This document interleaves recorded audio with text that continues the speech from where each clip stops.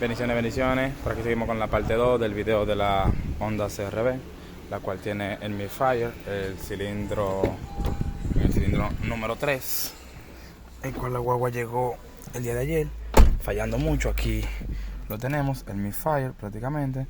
El Honda, cuando hay una falla en cualquier sistema, te va a encender casi todas las luces del panel de instrumentos. Tiene todas estas luces, ella está ahora mismo apagada porque ya hemos resuelto ahora mismo la falla. Entonces vamos a hacer un reset. Vamos ahora a hacer un reseteo del sistema completo, borrar todos los códigos, encender, borrar esa memoria que tenía los códigos de avería. Siempre tenemos que ciclar la llave. Ciclamos prácticamente, cerramos switch y vamos a darle a encender ahora con papá Dios delante. Lo encendimos ya y prácticamente, miren, ya las luces se van yendo. Las luces se van yendo. Voy a entrar aquí a ver los monitores en completo.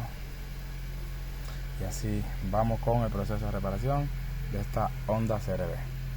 Bendiciones, Brian CR Talleres Suero. Recuerda de suscribirte y apoyarnos con un poderoso me gusta. Bendiciones y queden con Dios.